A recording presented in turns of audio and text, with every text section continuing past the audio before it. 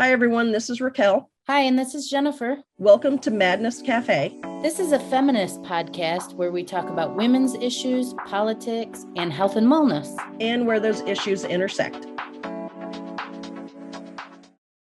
Hey, everybody. Welcome back to Madness Cafe. Today is another installment of Book Chat.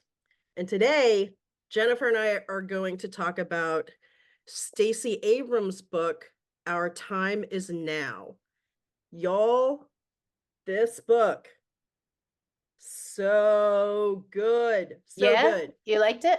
I liked it so much. I'm pretty sure. Oh yeah, I pretty much like highlighted almost the entire book or underlined almost the entire book. I starred stuff, I underlined stuff, I wrote notes and stuff, like literally. And this is even from like maybe the first, like, I don't know, 35, 40 pages. The thought that kept coming up for me was, oh my God, if I had had this book when I was in law school, especially as a first year, I probably would have understood some things a little bit better, and some shit might have actually like gelled for me a little bit better. Like what? Like what? Tell us. Well, the way that she talks about the Voting Rights Act and how important the vote is, which I've always known how important the vote is, but like in the beginning where she talks about the Black codes and the Dred Scott decision and the writing of the Constitution and that kind of stuff. I mean, if the way that she literally is just so like, here's the information, this is how it ties together, blah, blah, blah. I mean, it's, yeah, like this would have made such a difference for me. And I also was thinking that this book pretty much should be required reading for everyone, beginning with probably junior high school. Oh, because this is this is a civics lesson, man. You know they're gonna try and ban this book if they can. Well, sure. And I tried to Google if the book had been banned, and I didn't come up with anything. So maybe it hasn't, or maybe I just didn't do a great job Googling. I mean, they might not have a good enough reason to ban it, but I would think. Oh no, I would bet they have a whole hell of a lot of reason to ban this book, but it is amazing, and it is a very vital, important, vital book. And literally beginning in junior high school and literally on, students and, you know, students at heart need to read this book. In the middle of reading this book, I stopped, went online, looked to see if my absentee ballot had been received, tried to find out if it had been accepted. It doesn't show that yet. But I got a lot of concern about, oh boy, I don't know that I've ever checked before. I just put my ballot in the box and just assumed it was counted. And then after reading this, I've got lots of concerns about lots of things that I didn't even know we should be paying attention to. Yeah.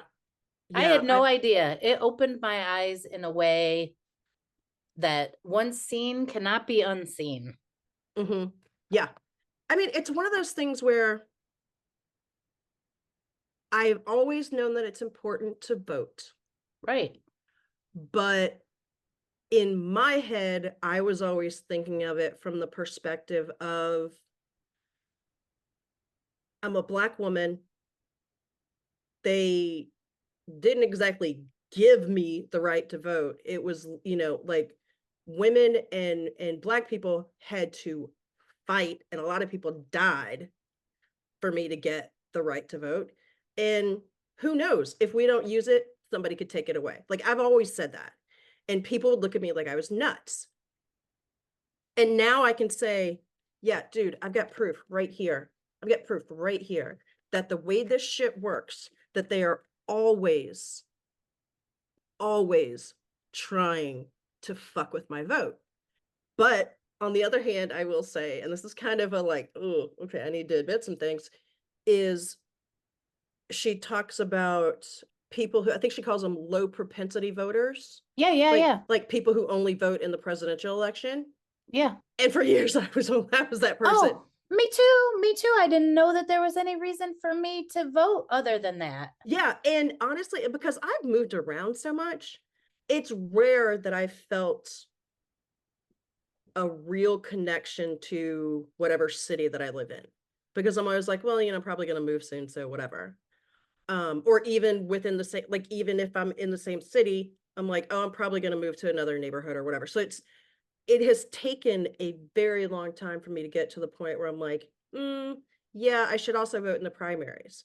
But now I will always vote from now on. I'm like, oh shit, I need to pay attention to like school board elections, county commission elections, like all that. And I'm like, I don't even know who my county commissioner is. Judges. Yeah. Yeah. Judges are incredibly important. Look Mm-hmm. at all the judges that Trump put into position while he Yeah, I was think in she said it was like office. 185. Yeah, so I was like, We're not talking Supreme Court judges. What did he get? 3 picks on Supreme Court? And that is a big deal because we can see how just the change in that has affected our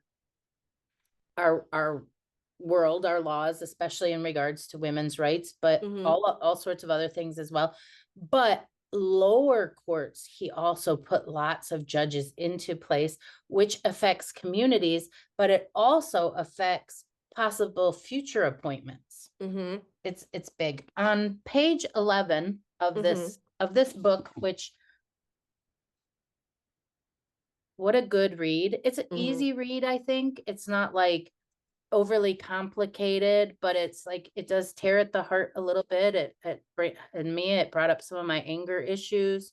It made me really think about things that I didn't know about. Like, I'm a white woman. I always walk to the polls. It always took me like probably 20 minutes to vote, and I'm on my way. There's never a line.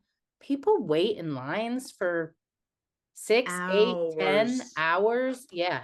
Yeah, Yeah. and actually bringing that up, because I voted first day of early voting here in Georgia. And I am not kidding when I tell you I was in and out of there in maybe 10 minutes, maybe 15, but definitely not more than that. It's And not it's like the one day voting of before. right, right. But even in situations where I would go on actual election day and stand in line, it wasn't that long. It wasn't maybe an hour. I've never stood in line more than an hour. And I thought about it.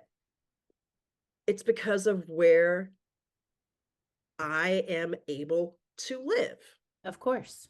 Because Of course. thankfully, I'm fortunate enough that as an adult, I've not lived in depressed areas of the towns that I live in. So my areas always have a bunch of polling sites. The machines are always working.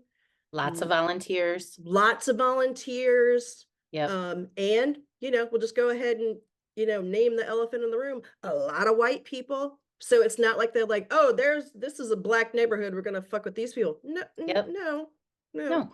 Raquel, I've never waited an hour in line. I think I've really, truly never waited in line to vote. I don't ever recall waiting in line. All right. On page 11, she says, real access to the right to vote isn't a guarantee, and that's a problem. And that's kind of how the book starts out.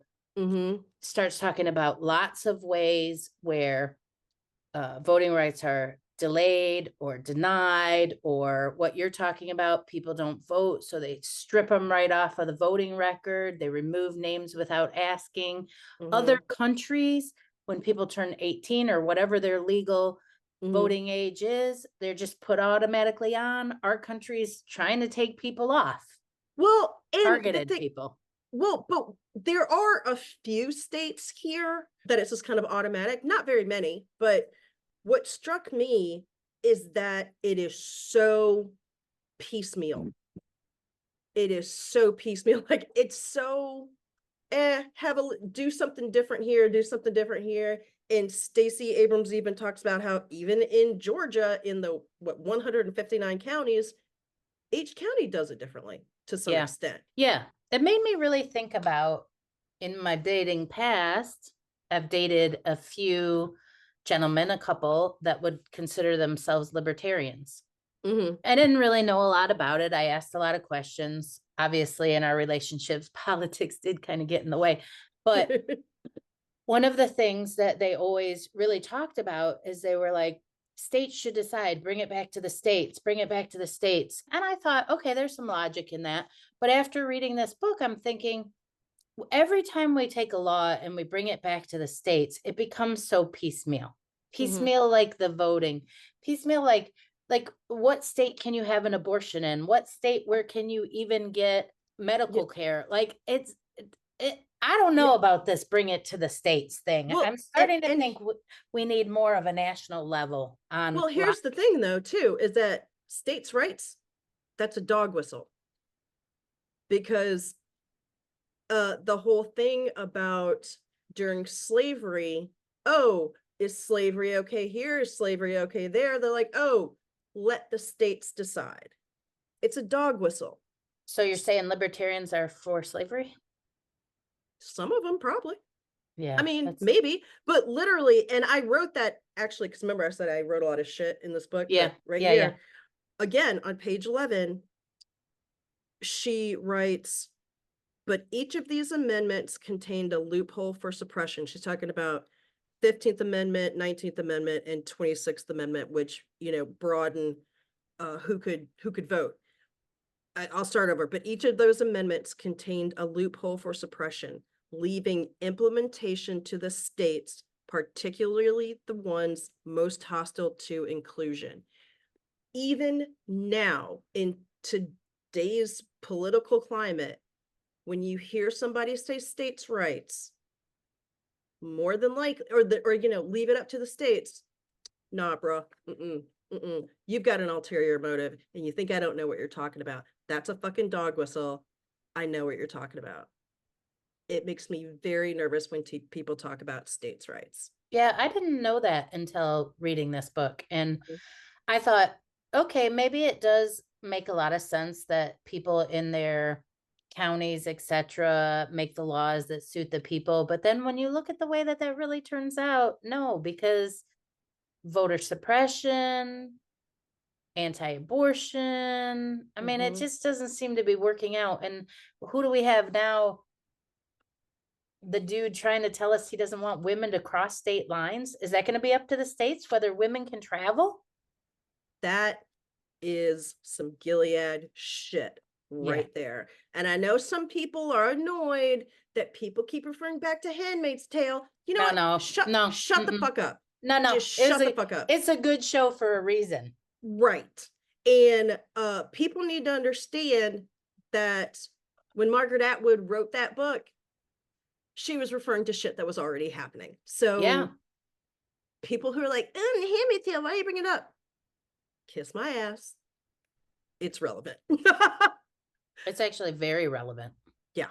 One of the things that, and I know there was the book by Margaret Atwood, and then there was the show that they put on, I don't know, Hulu. Yeah. One of the things in the show that I remember being very disturbing to me, and I think it was around season 3 or something. It's when they put those balls in the women's mouth and like made it impossible. The gags, and made it impossible for them to speak. And people are like, oh, that's going a little bit too far. But now you see women in Afghanistan not able to speak out in public. The sound of their voice is considered seductive, and therefore they can only speak in their homes. So it's only this far from being, I don't even know what I'm trying to say. I'm just really angry. Well, basically, things can happen really fast when we let the wrong people in power. Exactly.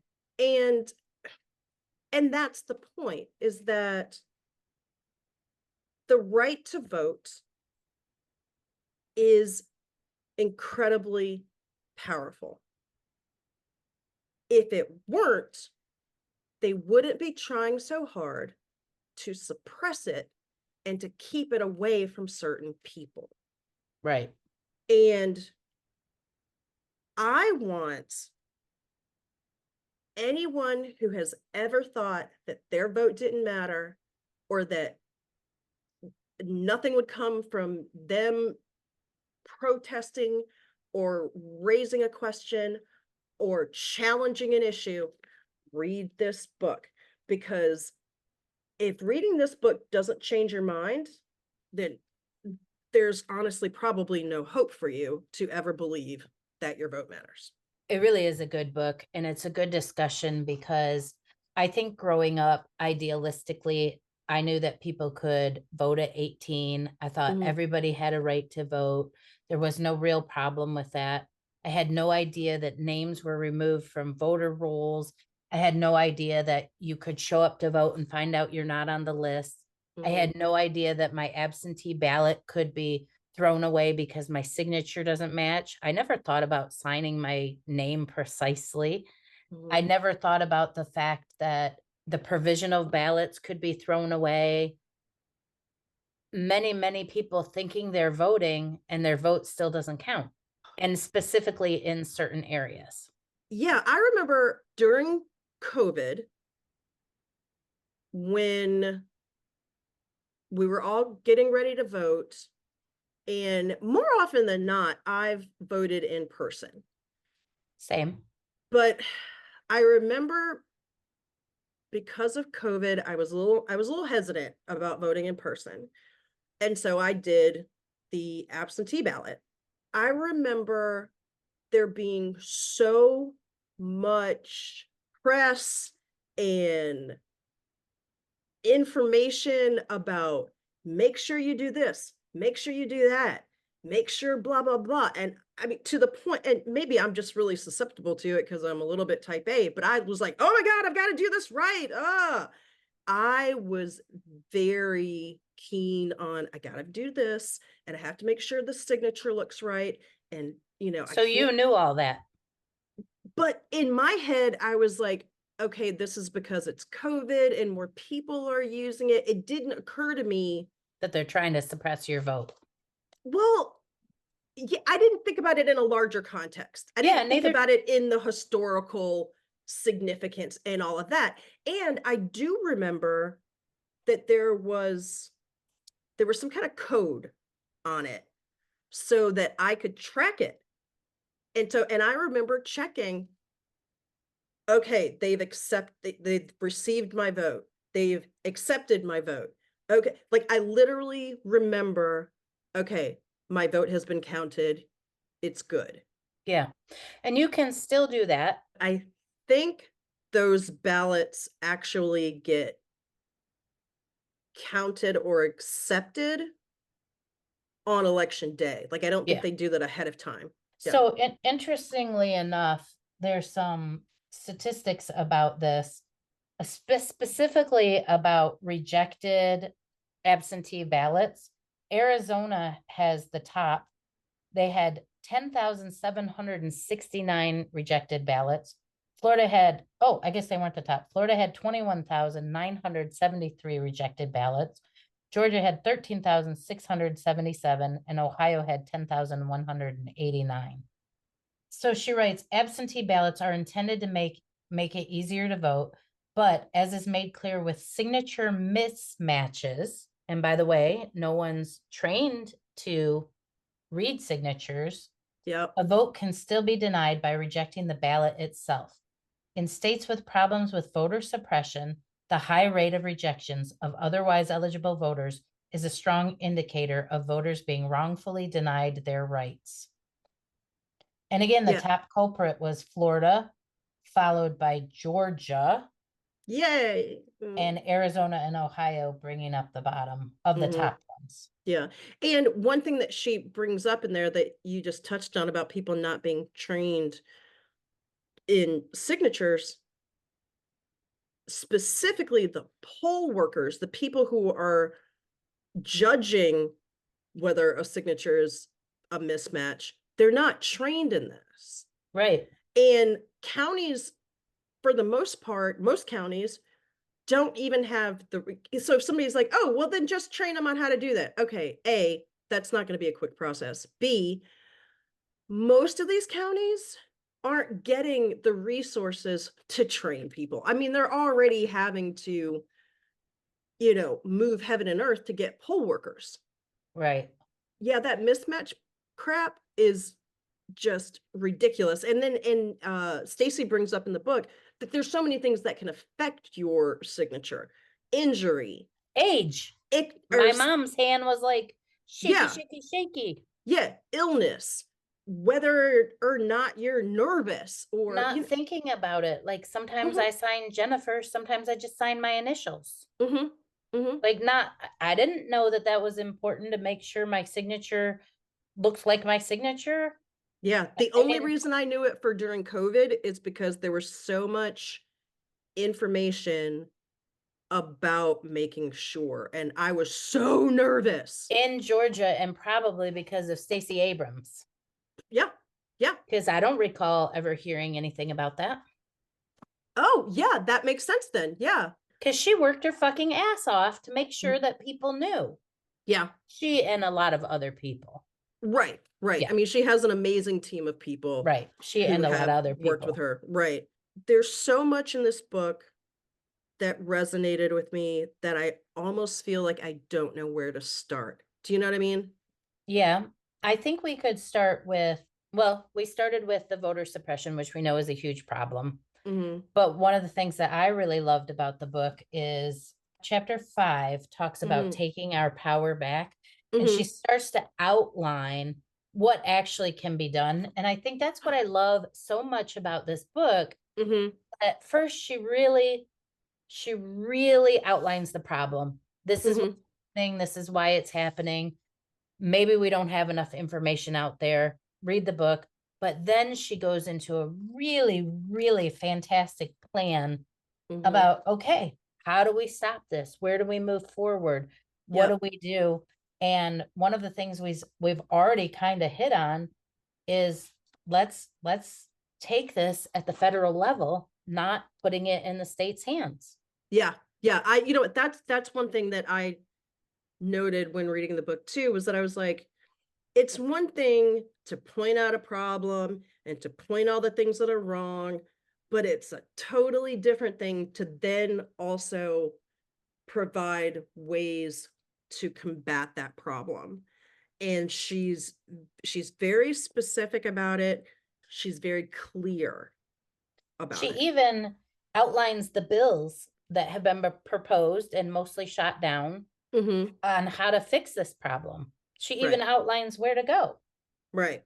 Right. And she talks a lot too. This is another thing that I really appreciate about the book, is that she mentions so many other organizations that are doing great things across the country that people can look to for guidance, for information, for ways to get involved in their own communities. This isn't just a book for Georgians.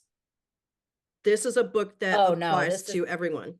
this does apply to everyone. She says on page 129, the place where most of our problems begin is voter registration. The United States is one of only a few industrialized democratized systems that compels citizens to undergo such rigor to be eligible to participate in voting. In Yep. fact, in North Dakota, voter registration isn't a thing.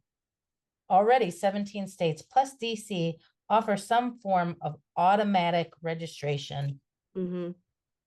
Yeah. I underline that exact same thing. Federal law must go beyond the limited success of motor voter and required automatic registration, same day registration, and pre registration for 16 and 17-year-olds for automatic registration. Yep. Yeah, Yeah. like ding, ding, ding. Why don't we do that? Yeah. There's a reason some people want to keep us from doing that. Exactly. Exactly. So in this same chapter, there was something here that I underlined it and then I wrote, "Huh, that's interesting." So I'm just going to read this part really quick. And this is on page 133. She says, until the federal government commits to both require and fund election security for all elections, or unless a state has demonstrated a high level of security consciousness, the best option is hand-marked paper ballots. Yeah. Hand-marked paper ballots are difficult to hack, can be monitored and audited, and they can restore confidence in the process. And I wrote interesting in the margin It is because I interesting. hadn't thought about that. It is interesting. Yeah. Yeah. And that's another good thing about this book is she literally brings in all of the pieces to this very large puzzle and talks about them in a really clear way. So there's some other things that she brings up about how, I there's underlined this entire chapter. oh yeah, pretty much. Yeah, same. And she talks about, other things that can be done to improve this whole process, specifically around election day and early voting. Yep. Because if election day is literally one day, if you don't get time off that day, then you're screwed. Or if you have to wait in line and you're like, if your boss is like, sure, go ahead, go take time out to vote, but you're going to be in line and it's going to take you 4 hours, you're screwed. Oh, And yeah. if your early voting time is cut down, you're screwed. So there's all these things, but then she literally outlines all these ways that it can be made better. So she's providing potential solutions in here. And she talks about like starting on, well, it actually starts before this, but on page 135, she talks about having guaranteed paid time off for election day, businesses making it easy for people to vote. And she talks about 4 specific steps that companies could provide registration information to their employees and remind them to vote. They could ensure that employees know when elections are happening because I don't know about you, but I have no idea when my local elections are. Like for school board and county commission and all of this kind. I have no idea. I mean, I should know, but I don't. And I'm probably not the only person who doesn't know. But anyway, so she talks about that. Then she goes into corporations should make election day a holiday with paid leave. Well, And actually, I think she says that it should be a federal holiday. well, Election. right. But she's in this part, she's talking about how companies Yeah. specifically can get involved. Yeah. And Yeah. then she said that businesses should encourage their employees to be poll workers. And so I was reading through this and then I flipped the page and she says, in Georgia, Arthur Blank and his companies, which include the Atlanta Falcons and Atlanta United and Home Depot, have adopted several of these policies. So this is not impossible. She's not just like, putting this stuff out there. None of this is impossible. All of this is actually really practical, almost easy advice. The reason it's not easy is because there's a political agenda to suppress the vote. Right. Right. But I was just thinking if somebody is like, oh, how are you going to get businesses to do that? Or, these businesses are so big, they're never going to do it. Atlanta Falcons, Atlanta United, Home Depot, dude. I feel like it's actually easier for the big businesses to do it because they have more employees. Like smaller businesses, like I worked in grocery forever. National holiday, people still have to work in the grocery store. You don't shut the grocery store down. Right. Essential workers. It goes back to essential workers. Essential workers, hospitals, grocery stores would have to, but if we don't just have one day to vote, they could still have paid time off during that time period to go vote. Exactly. And it could be scheduled in. It could work for everyone. My ex-husband today went to cast his ballot on a Sunday, which is cool because that's available now. Yeah.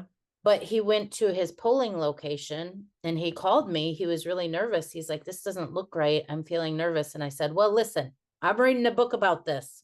So if you get denied, you call me and we'll talk. Well, he came over later and he said, I didn't get denied. My polling location had changed. There's no polling there anymore.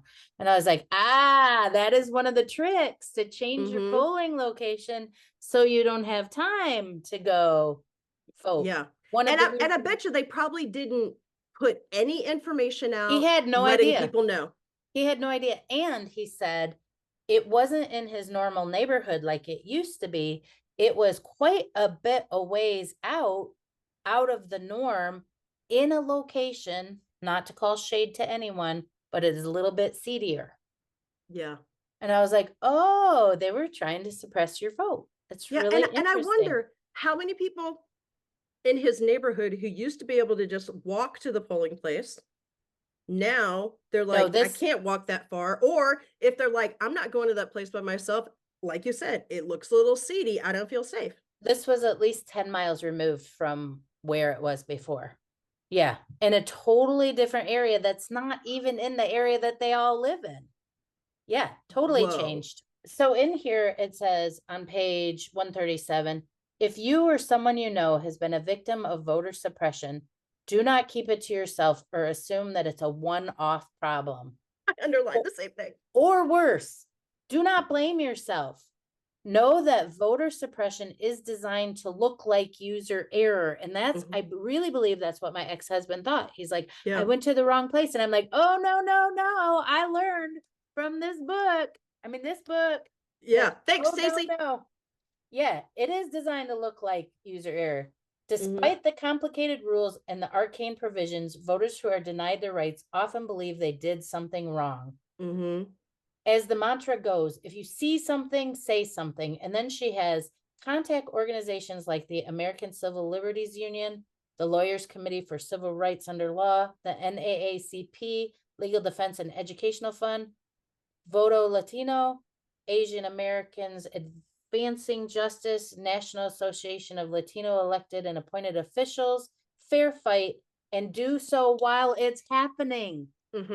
I wish this episode was coming out a little bit like now, today, so that, but in the future, do so while it's happening. And that's what I told him. I was like, if they deny you your vote, call me right away. I know what to do. Everybody should have this book or these organizations bookmarked or friends to call. I mean, even calling, he called his ex-wife to say, hey, how do I vote? I'm having trouble voting. We need to like help people. Right, right. And speaking of helping people, I really like that literally on the next page, page 138, she says, take advantage of the power of being an American and demand more from those who lead you. Oh, sign fell down. I mean, literally. Yes. The people that are in office are representing us. We need to let them know, and she even goes into that too at one point, let them know what we want. They don't just know sometimes. No, Like that's true. getting them into office is just one part of it. But then you have to continue that conversation. I haven't been that engaged in that. Same. But you know what? No judgment. We're not here to try to shame anybody. We're not here to shame ourselves. We can learn from this, and going forward, we can do better. For a while, when I was doing a lot of protesting and stuff with Moms Demand Action, primarily, but other groups as well, I did meet a lot of politicians when I was out at those events. And of course, I went to the Capitol, which doesn't hurt to meet politicians. And I would say the majority were interested and clocking what we were saying. Oh, good. The first time I met a politician, I was really nervous. I think I met Debbie Dingle, and I was like, oh, she's so, everybody knows her, you know, like she's an icon in Michigan. And I was so nervous. She was so down to earth and asking questions about, what do you want? What do you see? What can we do? Because politicians that do give a shit want to know. We have to see ourselves as citizens as the eyes and ears on the ground for the people that are in office. We can't just sit back and go, I voted, I'm done. We have to be more involved participants in being represented. Oh, yeah, that brings up a really good point. And I hate to admit this because I feel sort of like uneducated or worse that I didn't actually even care for a long time. I mean, I'll be honest, the election of Trump really spurred my interest in politics. Yeah, it did for a lot of people. Before that, I didn't care that much. I mean, I always voted in the big election. I did not know, learned it from this book, how important the US Census was. Yes. Did you know that? Okay, so I was feeling dumb as a box of rocks, but no, because I mean, I knew, yeah, it's important because they need to know how many people live here. And then that was it. That was kind of the extent of what I knew about it. That was it. well, I've even not filled it out. It's come to my house and I've been like, don't feel like it. And I was asking myself as I was reading this book, why did I think that way? I don't know where it came from. I have no idea. But somewhere in my head, I had the thought planted somewhere by someone or something that the US government didn't need to know all that about us. Like who was living in this house, how old they were, whether they were legal, whether they weren't, whether they were voters, old enough, whatever. Somehow I got kind of protected, like they don't know who's living in our house. Jesus Christ. Sure. Yeah. But somehow I thought, I'm not filling that out. And I've just thrown those letters away. Well, there's a lot of people that feel similarly to but you. Why? As for that, because we haven't been educated about the importance of the census. I also didn't know that filling out the census would give more money to my kids' schools. Yeah, no, they don't tell us that. Yeah, and they don't tell us that if you do have a home that's of mixed status, meaning some people are citizens and some are not, this information isn't going to ICE. Nobody's going to show up at your door deporting anybody. Except they want you to fear that so you won't fill out the census. Somehow that idea of the government knowing too much about my family got into my head about the census. And I just, every time I saw it, I just threw it in the trash. I never filled one out. I remember for sure the one from 2020. I'm pretty sure I filled out one before that, but I don't have any significant memory. Well, it's only once every 10 years, so. Well, right, but there have been a few before 2020, because we're that age. I would have liked to know when it arrived in 2020 how important it was to my community for me to fill that out. We had 4 people living in this house, my mom, my daughters, and we were not counted in the census because I didn't fill it out. Therefore, like my mom, maybe that would have, like her status as someone with, I don't know how it works, but. Yeah, well, you're on the right path though. I mean, the fact that she was living there could have helped fund the senior center. Exactly. Right. But I did not know that. And I don't think I knew that even in 2020 when I was filling out the census. I was doing it because I was like, well, we're supposed to do it. And I'm seeing all this information about everybody do the census. And I was like, all right, that's literally what I was thinking at the time. It was the whole good girl thing of they told me to do it. Yeah, but that's really important for our communities. Like people get denied facilities for kids because people aren't filling out census. They get denied funding to fix their roads because technically on the census, not enough people live there, but people actually do live there. Like I didn't know that. This is really important information. And it also tells you how much you learn when you read a book. Yeah. And guess what? With knowledge comes power. So, maybe that's why people are banning all these books. They don't want us to be powerful. Well, you got a point there. Back to what we're talking about with how important the census is and what the information that's gathered actually goes to. So starting on page 163, she writes, more than a simple head count, The U.S. Census steers more than $1 trillion for critical services like healthcare and education, guides the drawing of lines for political districts and school zones, and informs businesses and employers about opportunities for economic development. No one is exempt from the impact of these decisions, yet in each iteration, certain populations remain hard to reach. And then she talks about certain populations that are hard to reach. And You which know, are those? it says the most undercounted groups are people of color, low income persons, LGBTQ plus persons, young children, ethnic minorities, undocumented immigrants, renters, and those in rural areas. Yep. And what surprised me about this, because I figured, okay, well, people who are unhoused are hard to count. People who are undocumented are hard to count because they're afraid. I know, like I They got don't all want that. to. Yeah, they don't Right. want to. But it did not occur to me that renters are hard to count Well, because I'm a renter. It did, and that stuck out to me because I'm a renter. right. And so I thought there are so many people in this country who, other than being renters, you would think, yeah, they'll get counted. But because they're renters, they're hard to count.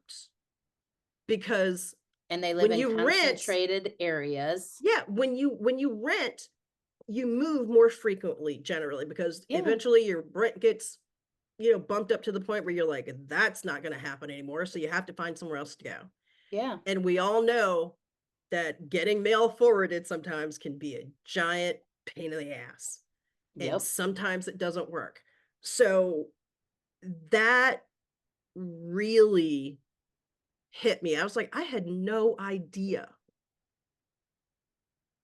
I mean, it's nuts. And so then she starts talking about the importance of the census. And this just kind of broke my heart a little bit. She said, for every person who, on page 166, for every person who does not participate in the census, Georgia loses $2,300. Yep. That is a significant amount when you think about the number of people who are hard to count, or I mean, hard to reach, who decide that they're like, I'm afraid to fill this out because I don't know what's Oh, going to like me happen. who just threw Yeah. it in the trash. Or people who are just like, you know what, this is bullshit. They don't need to know. This is just crap, or just apathetic and just don't do it. Okay, don't you think like maybe there should have been a mention of the census in our government class in high school so we knew why we were filling out the census? Yeah, there was no information. I mean, literally, it was just like every 10 years, people are counted. Okay, why? Okay. Can we go over Yeah. that a little bit more? So it didn't, It didn't I don't register. know. Yeah, the importance of it was not discussed at all. But she does talk about on page 168, talking about how the census can actually save us. And she says, hold on. Wow, maybe I should have gotten my reading glasses. Okay. She says, She says, people fill out your census and essentially, get yes. it turned in. Essentially, yes. But she actually says, the census is more than a statistical juggernaut. It is an organizing tool we can use to salvage democracy. As the fiscal impact of the census grinds at the lives of the undercounted, so too do the political realities that come from not having access to resources or the ability to elect leaders to secure them. Can I And just say that that was a beautiful line of writing? right? Yeah. She is such a gifted wordsmith. Yeah, My that was God. beautiful. Yeah. She goes on to say on the next page, when it comes to the census, those who benefit from participation, as well as those who stand to be harmed, may not share the urgency of the matter. So, a lot of people are like, I don't know why this is such a big deal. And she says, and that's because most people know the census as a once a decade intrusion by the government, one that can be discounted or ignored with little consequence. But as the community learned, showing up on a form can save the lives of their kids. Yeah. I feel like our curriculum in school Mhm. is really just not designed with the people in mind. Like, we don't learn really about the importance of our civic duty and why. Mhm. Like, I don't recall having any sort of tie-in or buy-in other than like we having these fake elections in high school to see who would Yeah. have won. And we don't have good sex education in this country. We Mhm. don't have good history talking about the true history of our country. Mhm. Schools, it's just, I know that that isn't what this is about, this episode, but it's Well, just really frustrating because we could have a much better country, a system of election. We could have a much better ability to take care of the people in our communities. Isn't that mhm. what government is supposed to be about? Taking care of our citizens, health care, the basic right to food, the basic right to shelter. And we're not doing this as a country. No. No, we're not taught, at least in the majority of schools, at least the majority of public education, because you and I both went to public schools, and I'm pretty sure most private schools aren't teaching this either, but we're not taught how to be responsible, informed, involved Even citizens savvy, of the world. Right, exactly. savvy citizens. Like, Exactly. you know what happens is they get us going to school and we are so focused on projects and homework and extracurriculars. And not that all that stuff isn't important, but Mhm. it's just like the beginning of the grind, Yeah, grind, grind, grind. Then we go to work and we grind, grind, grind. And fucking when you're working 9 to 5 and you're cooking food and you're taking care of kids and you're working out and you're doing your journaling, we've talked about this before, but mhm. when you're doing all the things that it takes to live life, fucking the census shows up and you're like, what's this piece of paper? And you throw it in the garbage can Yeah, because, speaking to myself here, because you don't, number one, you don't know the importance, but number two, you don't really have the time or the wherewithal to even figure it out mhm. or the desire until we elect someone like Trump. Yeah, And then everything changes. yeah, and then we find out, "Oh, shit. We've We been could do have done something." because our heads were in the sand. Mhm, mhm. Yeah, Our heads were in the sand, and I have to say, if Trump weren't an option for this election, I'd maybe put my head in the sand again.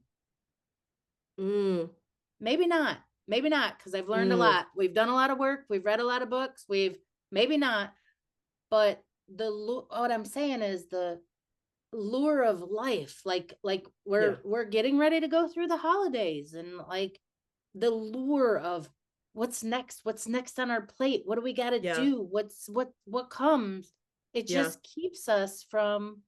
It's like we're on a hamster wheel. Yeah, Yeah, it's a yeah, lot. It's a it's lot. There's a lot involved in being a a human. responsible human, or just a human. I mean, even Yeah, if you're not responsible, there's still a lot of shit on everybody's plate. and politics is so fucking corrupt, man. I didn't even Mhm. realize how fucking corrupt it is. That like, okay, so you're a politician and you won your district, so you're gonna redistrict so that you can win again. Yeah, You're gonna gerrymander and change the the lines of voting so that you can continue. You're gonna use the statistics to change the outcome of what the people want. and I've said this before about other things. That's one thing that I mean, I understand, okay, the allure of power. Great. Okay, fine. But what I don't get is, if you win and you won because of cheating, that's a hollow victory. How are you okay with that? How can you look yourself in the eye if you only kept your position because you cheated? I don't think they fucking care, Raquel. Well, I know, but I know. that just makes. Cheaters never win and winners never cheat is what I was taught since I was a little kid. And it just doesn't actually happen to be true. Yeah. A lot of people, especially it seems in politics, according to this book and according to what we've seen, Mhm. I mean, look, we had two major presidents who won, but they didn't get the popular vote. And we continue to run our politics that way. Why? Not because the people of the United States don't want that to change. The people have wanted that to change forever. And yet we still don't go by the popular vote. Why? Because of the politicians. Yep. And speaking of the Electoral College, she actually goes into a lot of really awesome information about that. Seriously, her explanation of the Electoral College is the best I've read. Yes. Yep. The history of it. Yep. How it continues to function. Everyone should get this book just to learn about that. Right. How it continues to function. Why some people are so afraid to get rid of it. Because they won't win the election. That's why. Yes. Like I said, the explanation of the Electoral College is spot on. This is an incredibly educated person. It would have been so easy for Stacey to write this book in some over everybody's head way. But her main concern is helping people retain their right to vote, retain their ability to use that vote, and to make sure that that vote is counted. And in all that, she goes into all of the moving parts. One of those moving parts is the Electoral College. Down with the Electoral College. For God's sake, can we not vote this thing out? We can, but it's going to take more work because there's so many people who, and I'll say politicians who know that it's shit and that our process is broken. They're afraid to make that change because guess what? We are all creatures of habit and we're afraid of change. We're afraid of what we don't know. And she talks about how it's not just people of color who are negatively affected by the Electoral College. It's literally all of us. It is all of us because we've had two recent presidents who lost the popular vote and became the president of the United States. Here's a couple of things that I underlined. She starts talking about the will of Democratic leaning Black voters in recent elections. And keep in mind, for people who don't know, this book was written around about 2019 and then published in like 2020-ish. Prior to the 2020 election. Right, prior to the 2020 election. Yeah. But so she writes, those voters have no chance of aggregating their will with like-minded voters across the 50 states because votes only count for the state where they live. Thus, although 80 to 90% of Black voters tend to vote Democratic, their votes will be drowned out in Republican states and amplified in Democratic ones. And she goes on to say, the Electoral College was never designed to protect small states against the tyranny of larger ones, not at its inception and not today. Instead, it served to protect slaveholders from a loss of power then and to advantage a small coterie of states deemed competitive today. So basically what she's talking about is there's these swing states, right? Michigan, Wisconsin, Pennsylvania, Arizona. And that's where the politician, in regard to the to the presidential election, that's where the candidates spend all their time. I mean, Trump and Harris have been here in Michigan every week in the last month. Yeah, but then you think about states like Rhode Idaho. Island. Yeah. Have they been there? No. Nope. Because it doesn't matter with the Electoral College.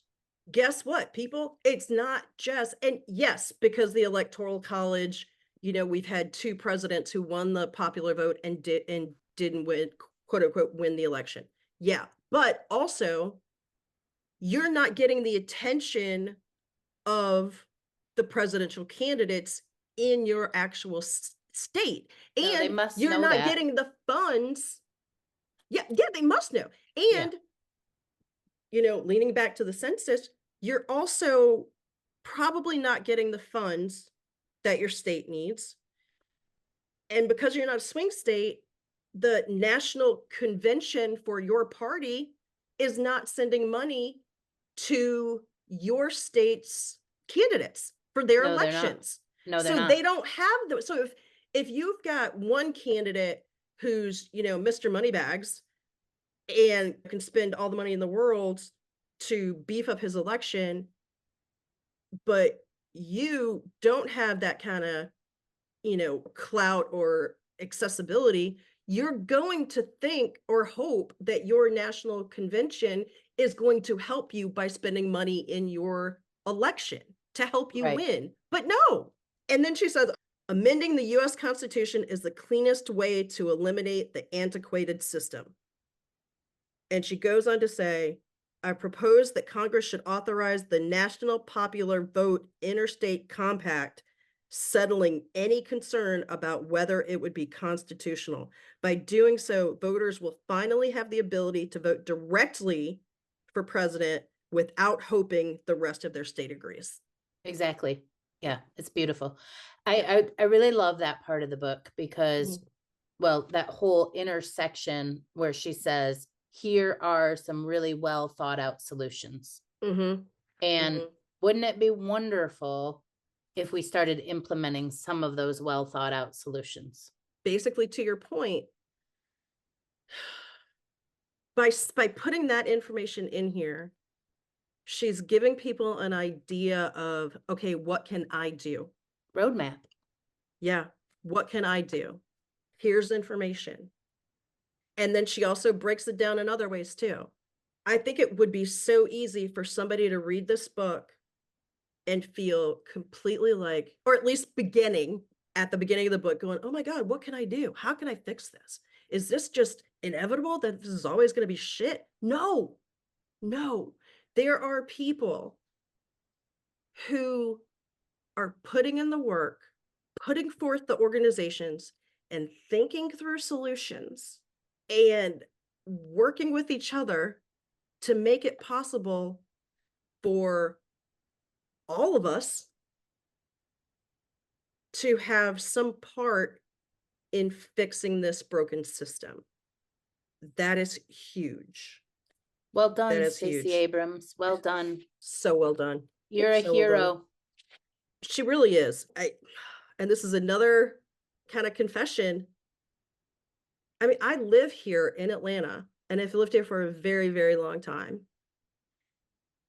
And I did not realize the extent to how involved Stacey is. I had an idea, Yeah. but I didn't know the details. I didn't know her background other than she went to Spelman. She's a lawyer. She's from Mississippi. Like I knew like the very, very basics. But this book, Our Time Is Now by Stacey Abrams, is a really important book. It's not that long, people. It's less than 300 pages. It's an easy read. I mean, like I said, it's not going over people's heads.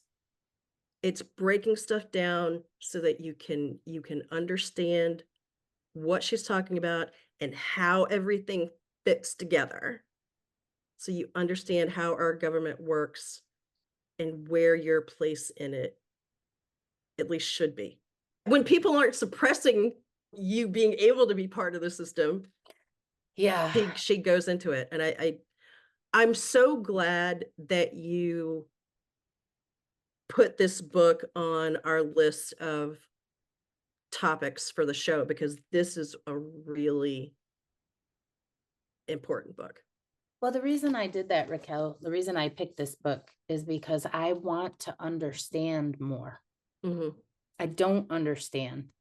I could see that she has a really important viewpoint to share, and I wanted to read it in her words. That's why I want to read. Well, did you notice Hillary Clinton has a brand new book out now? Yes. Yeah.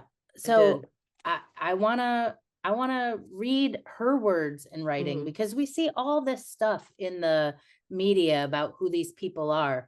Yeah. But when they actually write their own book, and this one Stacey wrote, Stacey Abrams wrote, when you read their words and why they did, you said it, her backstory, what it was like, where she came from, how she was raised, what she hopes to accomplish. I learned, and even her own journey and evolution of, oh, I guess I do need to learn about international politics. That like was for her amazing. to admit that. Yeah. So she's like, oh shit, I guess I need to learn some of this stuff. And then how that all tied in. Yeah. I mean, there's a lot in this book. I had forgotten about that completely. And a couple other topics that we didn't really have time to talk about. She talks about Trump and populism. Yes. What it's and doing her to this country. Explanation is so good. Okay. I guess what we're saying is this was a really important book. Read the book. You and I have had really aggressive reading goals over the last couple of years. We've read a lot of books. And I haven't regretted a piece of it. Yeah, same. It's been really important for my own education, my own understanding. And I really love it when I can read something in a person's own words. Yeah. Because this is how they want you to hear their message, not the sound bites that we hear on the news or an opponent bastardizing her words or her message. That's right. Yeah. Very important. Yeah. And more to come. More to come, people. Stay tuned. Thank you, Jennifer. Bye, Rika. Thanks everyone for listening today. We will be back with more Madness Cafe next week. You can find us on Instagram at Madness Cafe Podcast or email us at madnesscafepodcast@gmail.com. Bye.